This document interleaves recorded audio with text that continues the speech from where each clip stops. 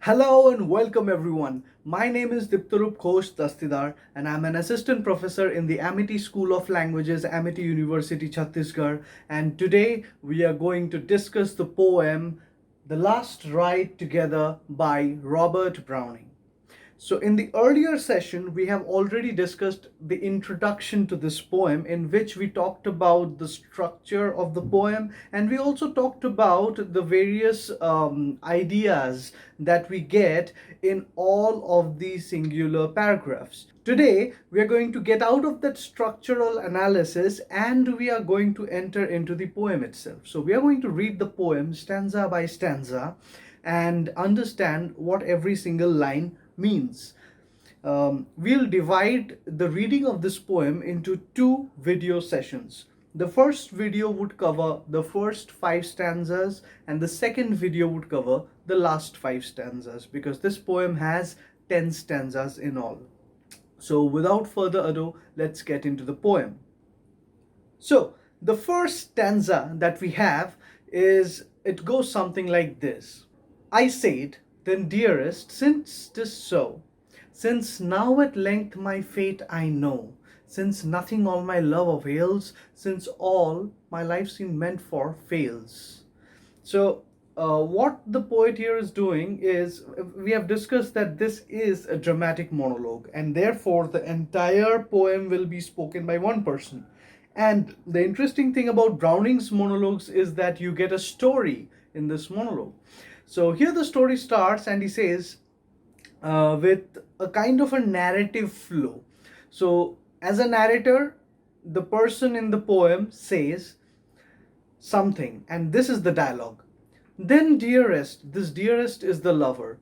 Then, dearest, since 'tis so, since this is so, 'tis so means this is so.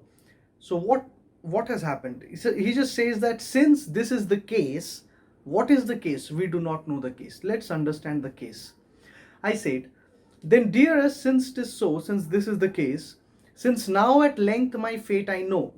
We have just realized that this person has just come to know about his fate. We don't know what the fate is. Since nothing all my love avails. So he loves the girl, he loves the lady, but nothing avails. So it is futile. Nothing happens of that love.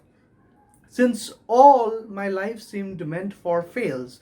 Here, notice the comma phrase, so the parenthesis in a way, without the brackets but with a comma.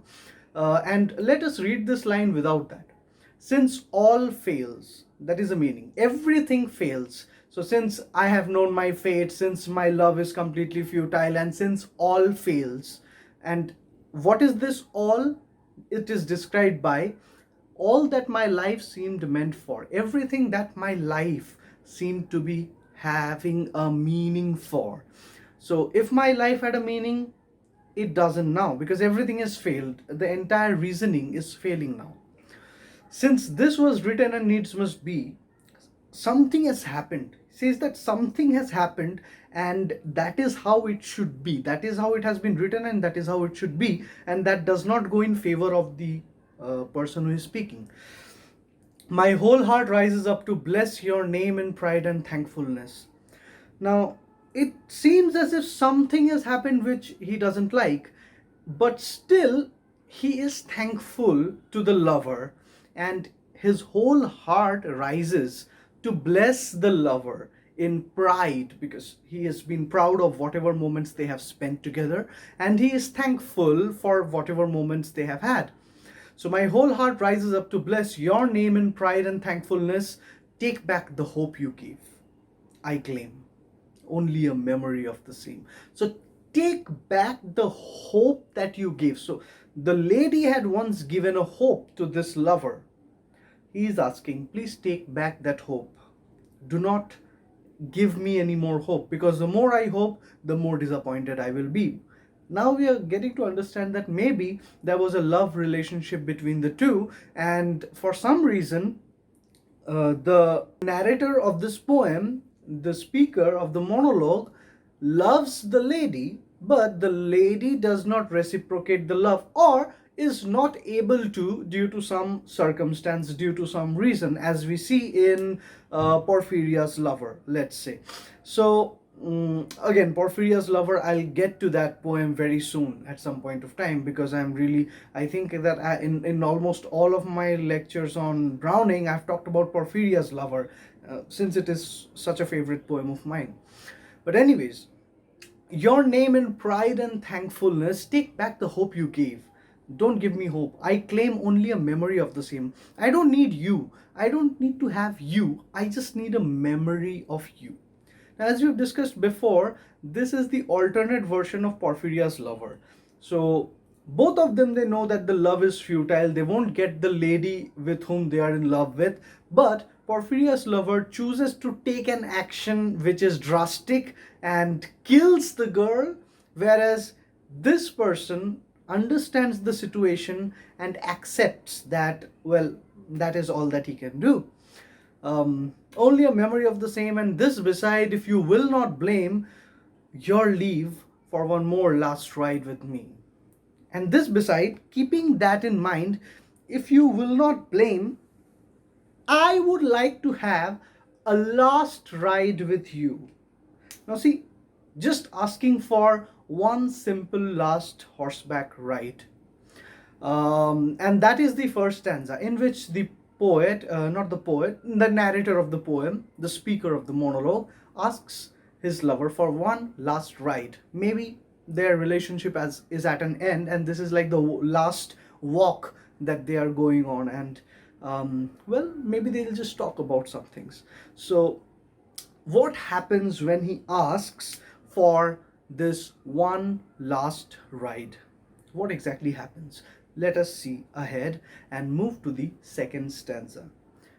So in the second stanza, the story is taken forward, and what happens is, my mistress bent that brow of hers. So the mistress is literally shaken in a way. The mistress is affected by the question that has been put in front of her. The mistress is bending the brows, which means to say that she is a little bit tensed by the situation. My mistress bent that brow of hers, those deep dark eyes where pride demurs. So the eyes of the mistress are described as being deep and dark. When he says deep, it is very subjective. It would mean something, a kind of a sight which goes deep inside. So a depth in the eyes, a kind of insight in a way. So these eyes are such places where pride demurs. So there is a pride, there is a sense of pride, but demurs means to keep it shy, to keep it humble and keep it inside, right? So the eyes are hiding the pride which demurs itself, which shies itself away, which hides itself away. My mistress bent that brow of hers, those deep dark eyes where pride demurs, when pity would be softening through, fixed me with a breathing while or two. When pity, so you see, when you look at those eyes, you would feel as if pity would be coming through them, softening through them. There's an element of softness in the eyes. So when pity would be softening through, fixed me a breathing while or two. So she did not answer for a moment or two, and this he calls a breathing while. So it's as if his breath stopped. He was breathing, and for a moment or two his breath stopped because he was waiting for a response from the mistress. He had already proposed for one last ride, and she was deciding whether they should go on this last ride. And that moment of decision, it takes around a few moments for her to decide, and those moments are breathtaking. It's like he just cannot take another breath in those moments. And what is at stake? With life or death in the balance, right? So those moments before she decides whether to say yes or no, that is like life or death. If she says yes, life. If she says no, then death. Life or death balance. And then you see, you are getting to understand the way in which the listener is reacting. So this goes on to confirm how the dramatic monologue is happening. So you have the speaker is speaking, and the speaker is also describing the reactions of the listener. So we get to know that there is a listener, but the listener does not respond directly, reacts but does not respond to what is being spoken. So the blood replenished me again. For a moment, for those moments when it was like the balance of life and death, there was no blood in his face, which means that he was pale. He was waiting and he was scared, he was afraid what the answer would be, and there was no blood. So it is a metaphorical way of saying that he was extremely anxious about the kind of response that he would receive. And finally, the blood replenished me again. The blood came back. My last thought was at least not vain. So the last thought that he had was not a vain thought. The last thought about a last ride together was not a vain thought. It was a good thought. I and my mistress side by side shall be together, breathe and ride. So yeah, she said yes. And that's the crux of the second stanza, in which she takes some time to decide, and life and death depends on that decision, and finally she says yes. So one day more am I deified. Deified means to become like God, because it comes from the word deity. Deity means a god, and if you are deified means that you have become God. How has he become God? Because the lady has given him a yes, and therefore he feels like the happiest soul in the whole world. This is a very common feeling, that if your lover tells you yes, you feel like you are a god. You feel like you have defeated everyone else. And that is what happens here. And what is the point? Who knows? But the world may end tonight. Now, see, this is interesting. This is interesting because the idea that he takes here is what we call carpe diem. So, carpe diem means seize the day. It is an idea which has been used in a lot of poetry. Even Andrew Marvell has a classic poem which with the theme of carpe diem, and that is to his coy mistress.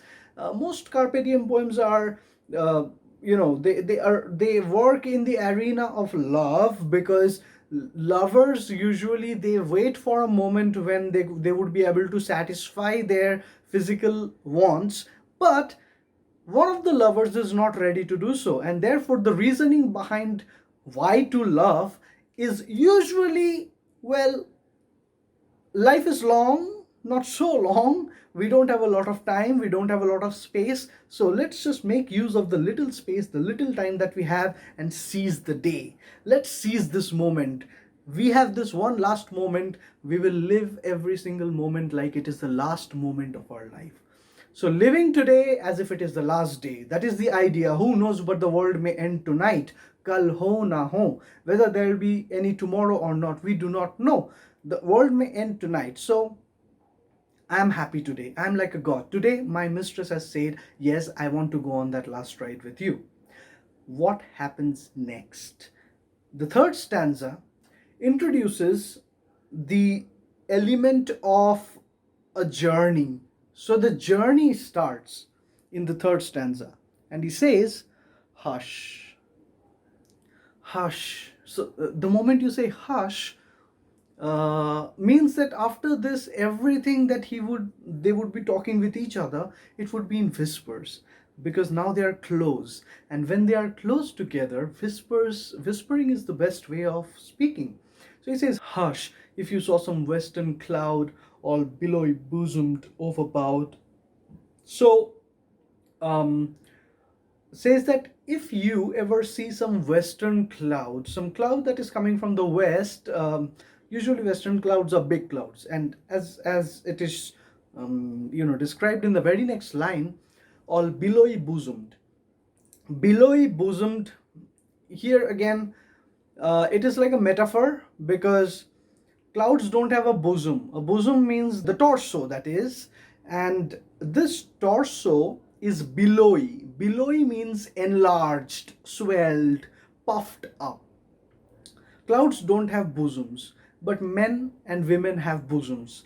And just like a man's bosom is all billowed up, the clouds in the west are all billowed up and they are overbowed as if they are coming down. And well, they could lead to a rain at any point of time by many benedictions. It seems as if the reason the clouds are so overbowed and so puffed up, so much swelled up, is because of the benedictions of the sun and moon and the evening star all at once. So the sun is, benediction means blessing. So the sun is blessing the clouds, the moon seems to be blessing the clouds, the evening star seems to be blessing the cloud, and the cloud is filled with blessings, and therefore it is so big. So if you ever saw that western star and saw you looking and loving best, conscious grew. The moment it's again the reactions of the lady.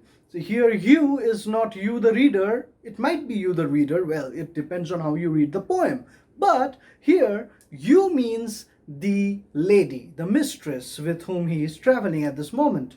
So he says that see, whenever you look at that western cloud which is so over it is overswelled and it is big in itself, and it is blessed in a way, it seems as if you grow conscious, as if there is you are losing your natural fervor and you are growing conscious of the present moment, and you look the best when that happens, and you love the best when that happens.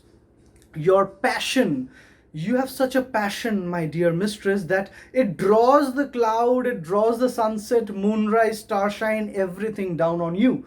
So here there is a comparison made between this mistress and the clouds. So just like the clouds take the blessings of all these natural forces and become big, the mistress is taking all of the blessings from the cloud, sunset, moonrise, starshine to everything down on her, and for a moment her flesh would fade away.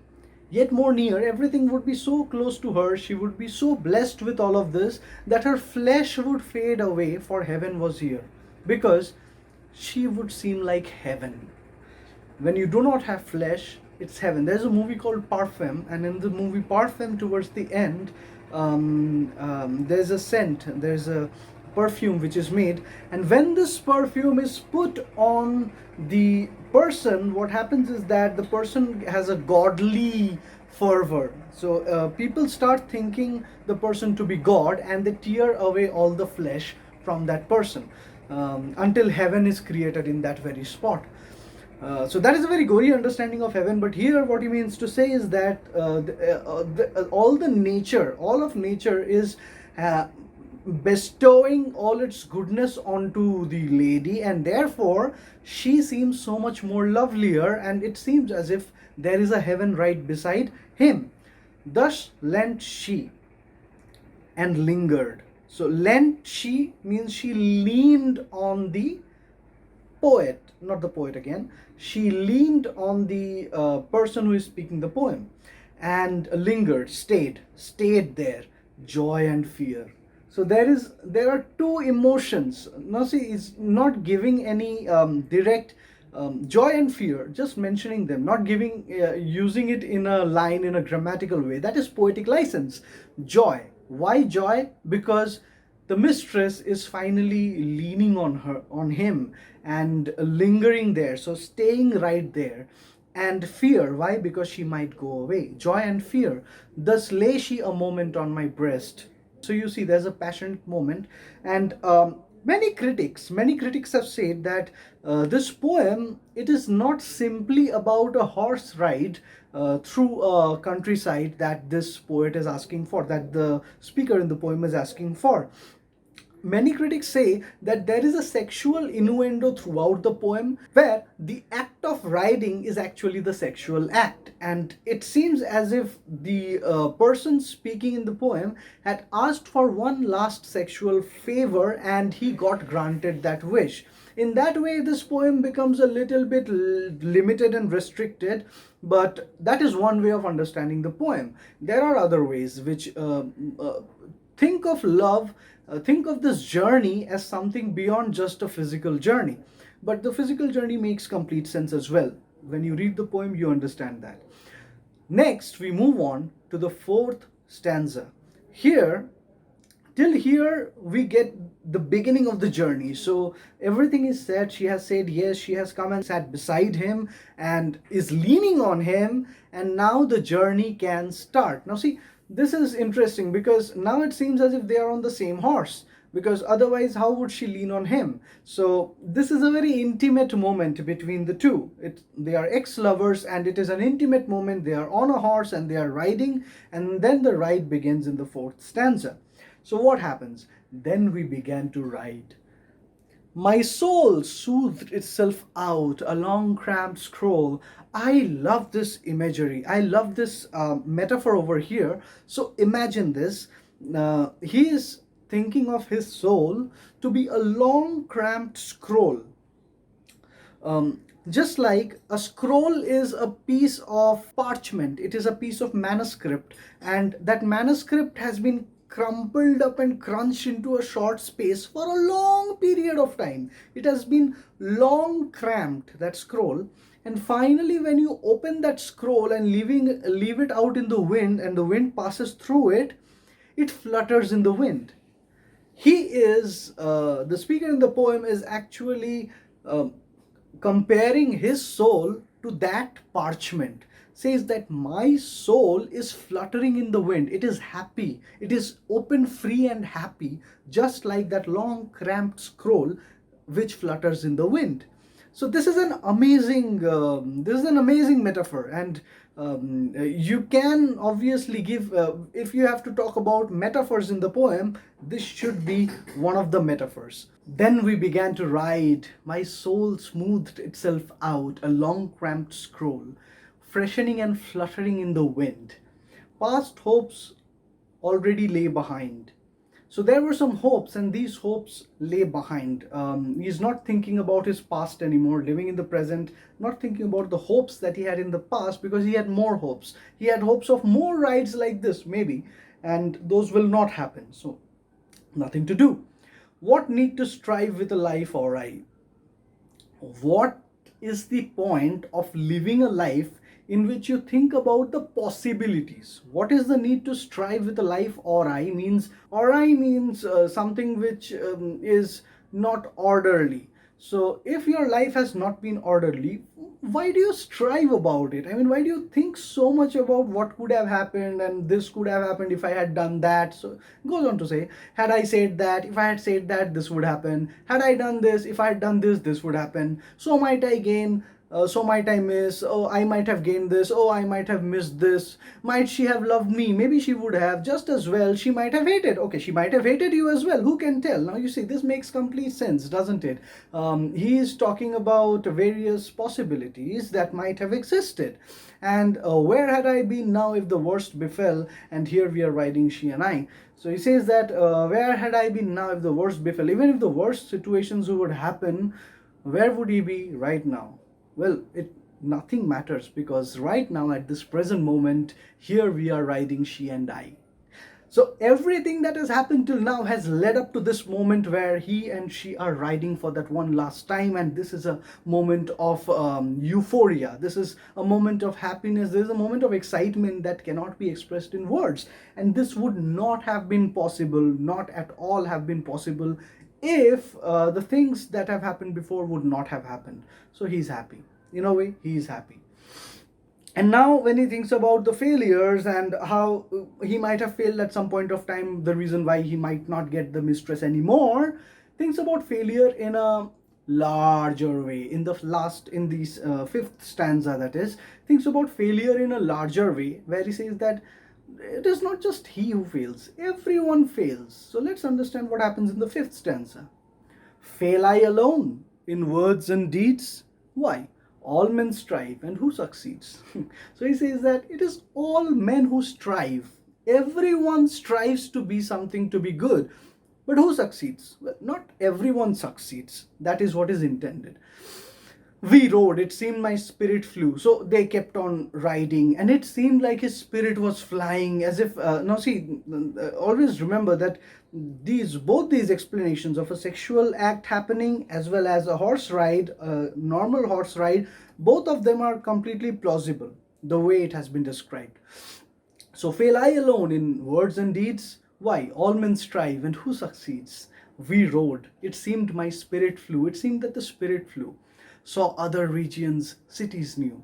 This is probably the only place where you can dismiss the sexual act explanation of this poem, because how else would you explain cities and regions passing by unless you are actually riding on a horse? Well, there can be explanations for that as well in the mind, where one room is an everywhere. Like in a poem by John Donne, he says that he can, with his lover, he can make one little room an everywhere. So even one small room can become an everywhere. So that could be a possible explanation. But yet, let's go on ahead. As saw other regions and cities new, as the world rushed by on either side. So the world is rushing by on either side, on both the sides, while they are riding on the horse. I thought, all labor, yet no less bear up beneath their unsuccess. So everyone labors. All labor means everyone labors, everyone works, yet no less bear up beneath their unsuccess. He is using a very interesting word instead of failure. He says unsuccess. So in science, you have the idea that an experiment is either successful or unsuccessful. It is never a failure, because even if you get an unsuccessful result, that is a result. And if you think about life in this way, so if you fail in something, you had an experience of unsuccess. In that way, the idea that you lost does not exist. You win either way. Even if you are unsuccessful, you win. Even if you're successful, you win, because in the end you get experience, and that matters more than everything else in the world. Says that all labor yet no less bear up beneath their unsuccess. Look at the end of work. So when a work is done, when your journey is done, look at the end of it. And he's asking you to contrast. Contrast means make a difference between what? The petty done and the undone vast. So when you have done one work, one single work, which was very important to you, think about the little that you have done and the lot that you have not done, the undone vast. So many things you have not done. And then think about the one thing that you have done. And you will start having a perspective. You will start getting things in perspective, and this will actually help you in understanding your position. So says, look at the end of work, contrast the petty done, the undone vast, this present of theirs with their hopeful past.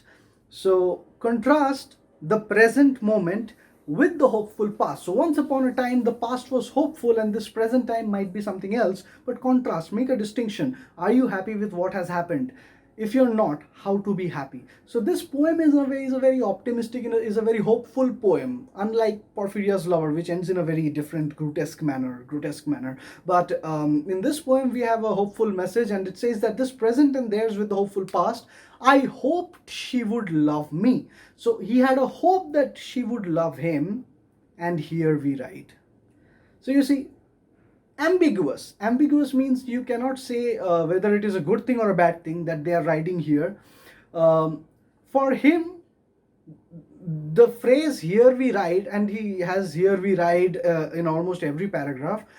The phrase here we ride, he speaks it with such a finality that you seem to think that this is it. This is the end of life. I mean, this is the climax. This is where the story is supposed to end, and therefore it is a good thing. So he hoped that she would love him. Maybe that hope did not get into reality, but does it matter? Well, here we write. This is the end of it, right? So this present moment as the best moment. I think this is overall, in overall crux, that is the message that is given in the poem. That no matter what your past has been, what hopes you have had in your past, no matter what you can achieve or you will not be able to achieve in the future, in the present moment you need to be happy with yourself. In the present moment you need to be content with yourself, and that is a very good message that Browning has to share with us. So with that, we have done 5 stanzas of this poem, and I'm pretty sure that it's been a nice write so far, and we'll finish off the poem, the last 5 stanzas of this poem, in the next video session. Till then, take care and have a great time.